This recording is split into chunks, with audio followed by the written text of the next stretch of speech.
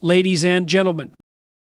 There's a paradox at the heart of human relationships that few understand but all experience.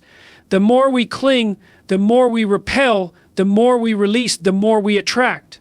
This isn't just some quaint romantic idea, it's a deeply ingrained aspect of human psychology and emotional dynamics.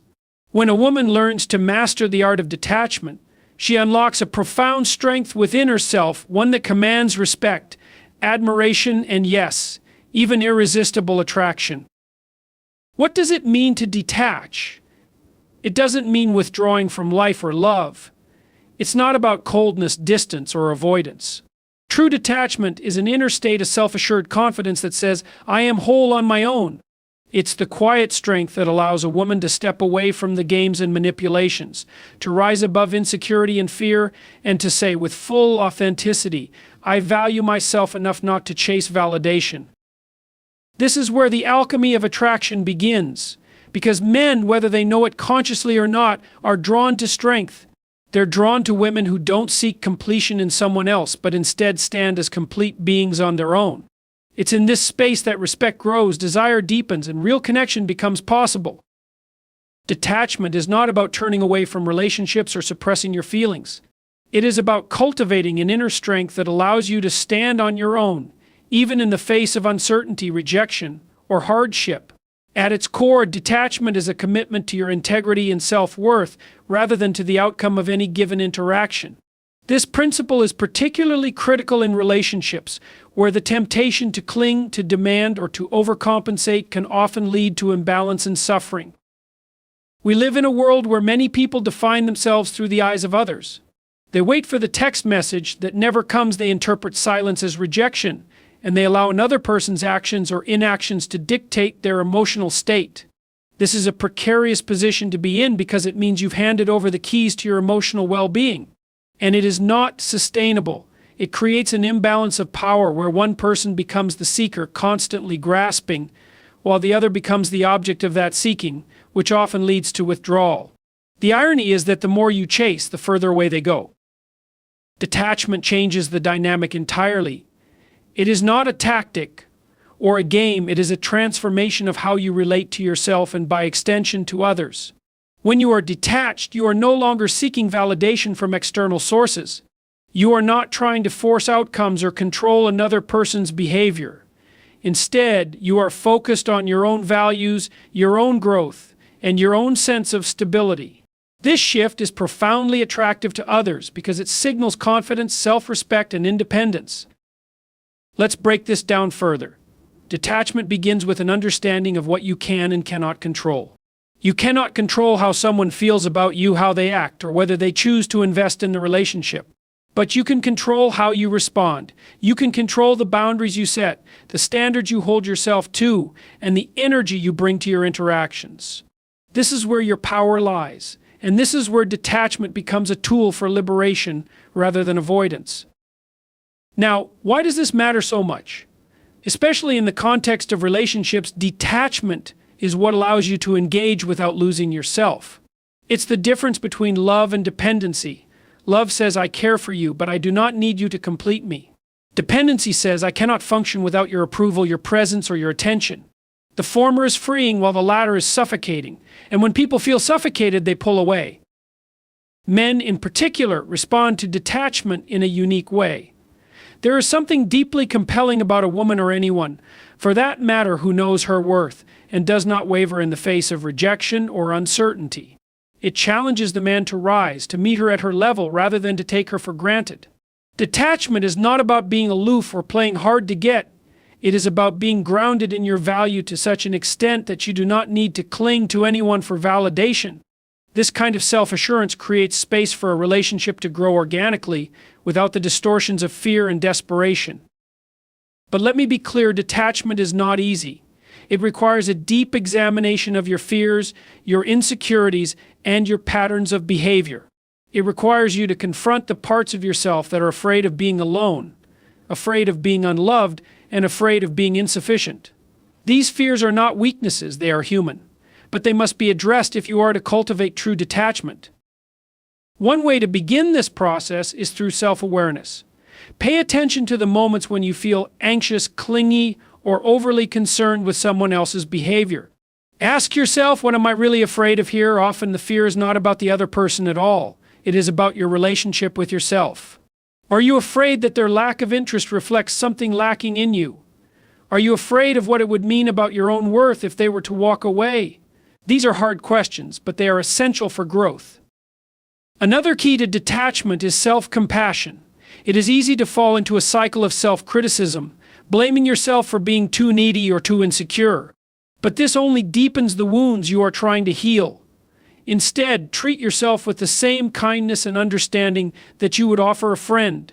Recognize that your neediness comes from a place of fear, and that fear can be soothed not by someone else, but by you. This is the work of becoming your own anchor, your own source of stability. And here's the paradox. When you no longer cling to someone, when you no longer demand their attention or validation, you create the very conditions that make them want to come closer. Detachment is not about pushing people away, it is about creating a space where genuine connection can flourish. It allows you to engage from a place of strength rather than desperation, and that strength is profoundly attractive.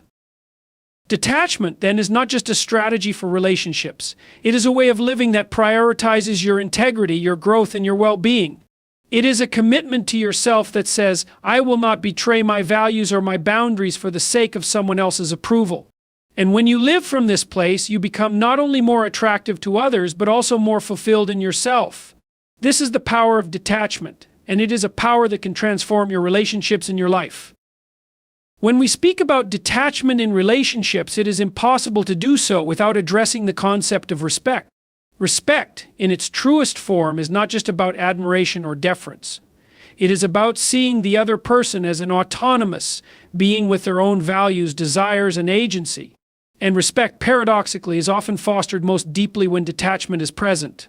Let's explore this further because it is a foundational principle that shapes not only how relationships function, but also how they thrive. A lack of detachment often signals a lack of respect, not intentionally, of course, but in practice. Consider this: if you are constantly seeking to influence, control, or demand from someone, what are you communicating to them? You're inadvertently saying, I do not trust you to make your own decisions. I do not believe that you are capable of valuing me unless I insist upon it. This is not respect. This is fear masquerading as love. And people sense this even if they cannot articulate it. They feel the weight of that neediness, and it pushes them away. Respect begins with recognizing the boundaries that define each individual. Every person is a unique entity with their own history, struggles, and aspirations. When you practice detachment, you are honoring these boundaries. You are saying, I value who you are independent of what you can give me or how you make me feel. This is not indifference. It is an act of profound respect. And respect, when present, lays the groundwork for true intimacy. But respect is a two-way street. It is not enough to respect the other person. You must also demand respect for yourself. And this is where detachment becomes transformative. When you detach, you are no longer willing to compromise your self-worth for the sake of a relationship. You are no longer willing to beg for attention, to chase after someone who does not reciprocate, or to tolerate behavior that undermines your dignity. This is not arrogance, it is self-respect. And self-respect is a prerequisite for any healthy relationship. Now let us delve into why this dynamic is so compelling, particularly in the context of men and women. Men are drawn to women who respect themselves. This is not a superficial attraction, it is rooted in something much deeper. When a woman respects herself, she signals that she is not afraid to walk away from a situation that does not align with her values. She signals that she is not dependent on someone else for her sense of worth. This is profoundly attractive because it challenges the man to rise to her level. It challenges him to be worthy of her respect. But respect is not just about setting boundaries or walking away. It is also about how you engage with others. When you practice detachment, you approach relationships from a place of curiosity rather than expectation. You are not trying to mold the other person into who you think they should be. You are not trying to force outcomes or control their behavior. Instead, you are present with them as they are, without judgment or agenda. This creates a space where respect can flourish because it is rooted in acceptance. Let us consider a practical example. Imagine a scenario where you feel neglected by someone you care about. The instinctive response might be to confront them, to demand an explanation, or to seek reassurance. But what does this approach accomplish? It places the burden of your emotional well-being on their shoulders, which is neither fair nor sustainable. Now, consider a detached response. Instead of reacting impulsively, you take a step back. You reflect on your own feelings, your own needs, and your own boundaries. You might communicate your concerns, but you do so calmly, without demanding a specific outcome. This approach not only demonstrates respect for the other person's autonomy, but also reinforces your own self-respect. This shift in perspective changes everything. It allows you to navigate relationships with a sense of grace and dignity, rather than desperation or fear. It allows you to give love freely, without clinging to the expectation of receiving it in return. And it allows you to walk away when necessary, not out of anger or bitterness, but out of a commitment to your own well-being. Here's another paradox to consider. The more you respect yourself, the more others will respect you. This is not a coincidence. People are drawn to those who embody self-respect because it signals stability, confidence, and integrity. It signals that you are someone who knows your worth and is not willing to compromise it. And when people respect you, they are far more likely to value the relationship and invest in it meaningfully. But respect and detachment are not just strategies for relationships, they are ways of being. They require you to examine your own patterns of thought and behavior. Are you respecting yourself in how you speak, act, and carry yourself? Are you respecting others by allowing them the freedom to be themselves even when it challenges you? These are difficult questions, but they are essential for growth. Respect and detachment go hand in hand because they both stem from the same source, a recognition of the inherent value of every individual, including yourself. When you embody these principles, you create relationships that are not only more balanced but also more fulfilling. And in doing so, you set a standard for what love can and should be, a union that is rooted in mutual respect rather than dependency or control. When we speak of relationships, particularly those built on intimacy and mutual support, there exists a foundational truth that is often overlooked: the necessity of individual accountability. Without accountability, relationships falter. They lose their depth, their resilience, and their capacity for mutual growth. And yet, accountability is not an abstract concept. It is lived and demonstrated daily through actions, choices, and the willingness to face oneself honestly. At the heart of accountability lies a simple but profound question. Are you willing to take responsibility for your own life? This question is as relevant in relationships as it is in every other domain of existence. When you enter into a relationship, you are not merely engaging with another person. You are bringing your entire self into that union: your values, your habits, your insecurities, and your strengths. To be accountable means acknowledging that who you are shapes the relationship as much as the other person's actions do. One of the most common pitfalls in relationships is the tendency to shift blame. It is easy to point fingers when conflicts arise, to believe that the other person is entirely at fault for the dissatisfaction or tension that may exist. But this perspective, while comforting in the short term, is deeply unproductive. It places the power for change outside of yourself, rendering you passive and incapable of real influence. Accountability, on the other hand, demands introspection. It requires you to ask, what is my role in this?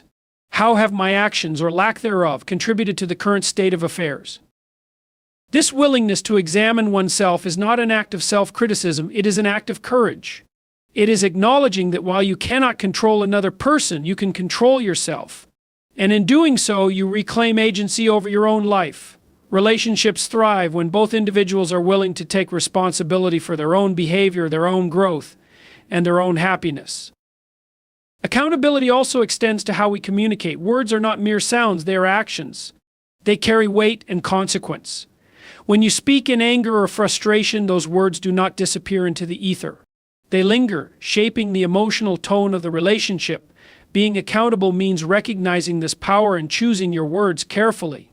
It means speaking with honesty but also with kindness, expressing your needs without diminishing the other person's worth. And yet, accountability is not just about correcting your faults. It is about actively cultivating virtues. It is about striving to be the kind of person who contributes positively to the relationship. This requires effort. It requires discipline. It requires a commitment to growth, not just for the sake of the relationship, but because it is the right thing to do. Consider this: a relationship is not a static entity. It is dynamic, ever-changing, influenced by the actions and attitudes of both individuals. When you take accountability for your own role, you influence the trajectory of that relationship. You set a standard for what is acceptable and what is not.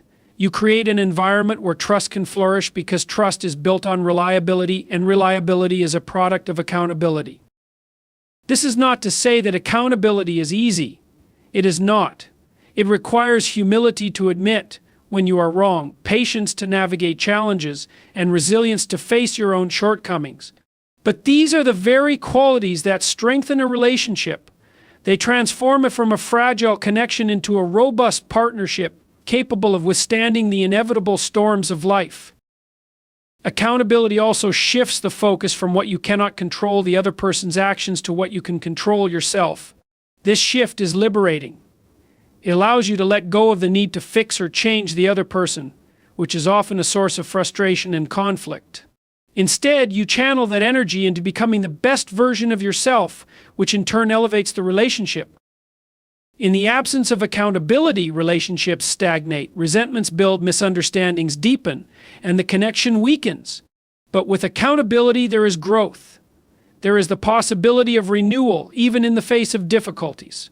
There is the opportunity to create something meaningful, something enduring, something that enriches both individuals. Let us not forget that accountability is also a gift you give to the other person. When you take responsibility for your actions, you demonstrate respect for the relationship. You show that you value it enough to invest in it, to work through challenges rather than avoid them. And this, in turn, encourages the other person to do the same. Accountability, when practiced consistently, becomes a shared value that strengthens the bond between you. Relationships are not meant to be perfect. They are meant to challenge us, to teach us, to help us grow. And growth is only possible when we are willing to face ourselves honestly, to take responsibility for our own lives, and to act with integrity. Accountability is not a burden. It is a pathway to freedom and fulfillment. It is the foundation upon which love, trust, and respect are built.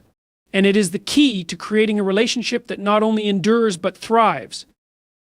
Emotional independence is a principle that resonates deeply with the core of what it means to be a fully realized individual. In relationships, as in life, there is a profound difference between needing someone and choosing someone. This distinction lies at the heart of emotional independence, a state where you are neither shackled by dependency nor detached in apathy, but instead anchored in your own sense of worth and stability. Why is emotional independence so crucial, you might ask? Well, consider this: relationships are inherently reciprocal, but that reciprocity does not mean equal dependence. A healthy relationship isn't built on mutual reliance to fill emotional voids. Rather, it is sustained by two individuals who are whole unto themselves. Emotional independence allows you to engage with others not out of necessity, but out of genuine choice. This creates an environment where love can flourish, free of obligation or fear. But achieving emotional independence is no small feat. It requires an honest reckoning with your inner world. Far too often, people seek validation, security, or identity in their relationships. They turn to their partners to fulfill needs that, in truth, can only be met by themselves. This creates a dangerous dynamic, one where the relationship becomes less about connection and more about avoidance, and avoidance of the hard work required to develop a strong sense of self. So how do we cultivate this independence? It begins with self-awareness. You must first recognize the patterns in your relationships. Do you seek constant reassurance? Do you feel anxious when your partner is not immediately available? These are signs that you may be relying too heavily on the relationship for emotional stability, and acknowledging this is the first step toward change. Once you have awareness, the next step is taking responsibility.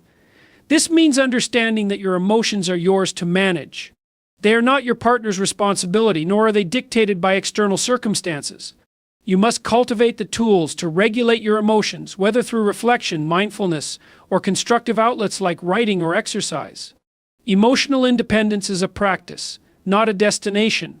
It is something you build through consistent effort and intention. Now, this does not mean shutting others out or refusing to lean on them in times of need. Independence is not isolation. It is the ability to support yourself emotionally while still being open to connection. It's knowing that you can weather the storms of life alone, but choosing to share the journey with someone else because it enriches your experience, not because it defines it. One of the most profound benefits of emotional independence is the strength it brings to your relationships. When you are emotionally independent, you are less likely to fall into the traps of manipulation, jealousy, or control. You can offer love freely without expecting it to compensate for a lack within yourself. This transforms the dynamic of the relationship, fostering trust, respect, and mutual admiration. Emotional independence empowers you to set boundaries. Boundaries are not barriers, they are expressions of self-respect. They communicate to others and to yourself that you value your well-being. They ensure that you do not lose yourself in the relationship, but rather maintain your individuality while co-creating something meaningful with another person. It's also worth noting that emotional independence does not mean you never experience vulnerability or dependence. Dependency, when it arises out of trust and mutual respect, is not inherently negative. What matters is the foundation upon which it rests. If your dependency is rooted in fear or insecurity, it will strain the relationship. But if it stems from a place of trust and choice, it becomes a source of strength. We must also acknowledge the societal and cultural pressures that often conflate dependence with love. Popular narratives romanticize the idea of being incomplete without another person, of needing someone to feel whole. But this is a flawed and dangerous ideal. It places an unrealistic burden on relationships and discourages personal growth. True love is not about completion. It is about enhancement. It is about two complete individuals coming together to create something greater than the sum of their parts. Emotional independence is not just a relational skill. It is a life skill. It enables you to navigate the complexities of human interaction with grace and resilience.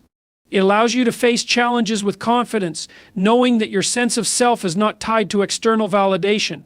And it gives you the freedom to truly connect with others, not out of need, but out of a deep and authentic desire to share your life with them. This is a journey, not a quick fix. It requires effort, patience, and a willingness to confront uncomfortable truths about yourself. But the rewards are immense. Emotional independence liberates you from the constraints of insecurity and fear. It allows you to experience love, not as a dependency, but as a choice, a beautiful, enriching choice that adds depth and meaning to your life. There is a profound paradox at the heart of human relationships. The closer we become, the more vital it is to preserve a measure of distance. This distance is not one of physical or emotional separation, but of detachment, a healthy, respectful boundary that allows both individuals to remain distinct, whole, and autonomous within a shared connection. Detachment, in this sense, is not about indifference. It is about trust, respect, and the recognition of each person's individuality. What does detachment mean in a relationship? It is the ability to give without demanding, to love without clinging, and to engage without losing oneself. Too often relationships falter because one or both individuals become overly enmeshed, attempting to control, manipulate, or possess the other in the name of love. This stifles growth, undermines trust, and creates a dynamic of dependency that ultimately erodes the connection. Detachment counters this tendency by fostering an environment where respect can flourish. It signals that you recognize the other person's autonomy and that you trust them to navigate their own life while still valuing your partnership. This kind of respect is crucial for long-term relationships because it lays the foundation for mutual admiration and support. It allows both individuals to grow not only together but also as individuals. But how does one cultivate detachment without slipping into apathy? The first step is to develop a strong sense of self. You cannot offer detachment if you are insecure or overly dependent on the relationship for your sense of worth. Detachment requires confidence, a deep-seated belief that you are enough on your own. This confidence allows you to approach the relationship from a place of abundance rather than scarcity. It also requires trust, both in yourself and in your partner. Trust is the cornerstone of detachment because it allows you to let go of the need to control. When you trust your partner, you do not feel compelled to micromanage their actions, decisions, or emotions. You can step back and allow them the freedom to be themselves, secure in the knowledge that the relationship is strong enough to withstand the challenges that come with individuality. Detachment also involves setting boundaries, not to keep your partner out, but to preserve your own well-being. Boundaries are not walls, they are guidelines that ensure respect and reciprocity within the relationship. They protect you from being overwhelmed or losing yourself in the process of trying to please the other person. By setting boundaries, you communicate your needs and expectations clearly, fostering a relationship built on mutual understanding. The benefits of detachment are profound.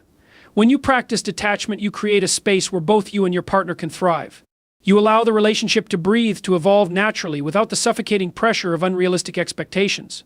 This space encourages honesty, openness, and vulnerability, as both individuals feel free to express themselves without fear of judgment or rejection.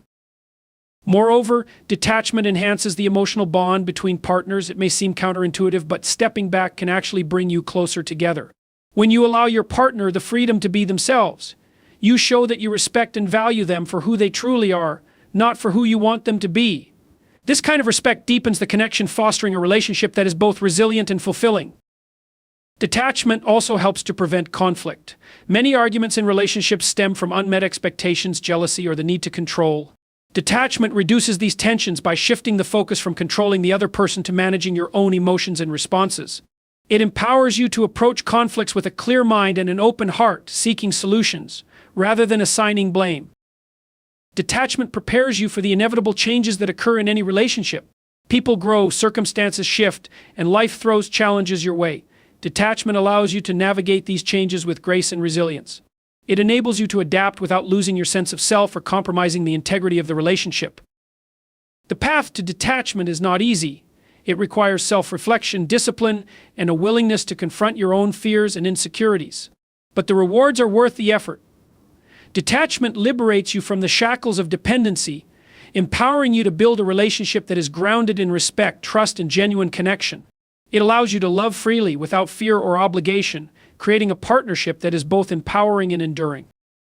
One of the most significant aspects of human relationships is the necessity of choice. At the core of love, respect, and commitment lies the realization that these bonds are not automatic or guaranteed. They are chosen, deliberately and consciously, every day. This act of choice is what makes relationships profound, meaningful, and resilient. It requires effort, awareness, and a willingness to confront the complexities of human nature. In relationships, particularly romantic ones, the power of choice begins with how we see ourselves. If you do not believe you are worthy of respect, love, or understanding, it becomes difficult to offer those gifts to another person. A relationship cannot compensate for your lack of self-worth. It can only amplify what is already there. This is why the journey toward meaningful relationships always starts with the individual. It requires cultivating your own identity, values, and sense of purpose. This emphasis on individuality does not mean relationships should be devoid of connection or interdependence. On the contrary, the healthiest relationships are those where two distinct individuals come together, bringing their unique perspectives, strengths, and vulnerabilities. But individuality also means acknowledging that each person has their own desires, fears, and goals. To deny this reality is to risk reducing the other to a mere extension of oneself. Choice plays a role in how you approach conflict within a relationship. Conflict is inevitable when two individuals come together, each with their own needs and expectations. However, how you navigate these moments of tension reveals the depth of your character and the strength of your commitment. Do you choose to escalate, blame, or withdraw? Or do you choose to listen, understand, and collaborate? The willingness to engage in difficult conversations, even when it's uncomfortable, is one of the most powerful acts of love. It shows that you value the relationship enough to work through the challenges rather than avoiding them. This choice reflects maturity and emotional intelligence, qualities that are essential for any relationship to thrive. Relationships also demand a choice in how we perceive our partners. Too often people fall into the trap of idealizing or demonizing their significant other, seeing them as either flawless or irredeemably flawed. Both extremes are unhelpful because they fail to capture the reality of human complexity. A mature relationship requires seeing your partner as they truly are, a mix of strengths and weaknesses, virtues and flaws, and choosing to love them despite, or even because of their imperfections. This choice extends to how you support your partner's growth. A strong relationship does not seek to stifle or control, but to encourage and empower. It is an environment where both individuals feel free to pursue their passions, develop their talents, and confront their limitations. Supporting your partner in this way requires a deliberate choice to prioritize their well-being alongside your own. It is not always easy, but it is deeply rewarding. The power of choice is evident in how you balance independence and togetherness. A healthy relationship is not one where two people lose themselves in each other, but where they find a way to complement and enhance each other's lives. This balance requires constant effort and awareness. It involves choosing to be present, engaged, and attentive while still maintaining your own identity and sense of self. The power of choice in relationships is about responsibility. Love is not a passive feeling that happens to you. It is an active process that you participate in. By taking responsibility for your actions, emotions, and decisions, you create a foundation of trust and respect. This responsibility extends to how you handle the inevitable ups and downs of life, showing that you are committed not only to the relationship but also to the growth and well-being of both yourself and your partner.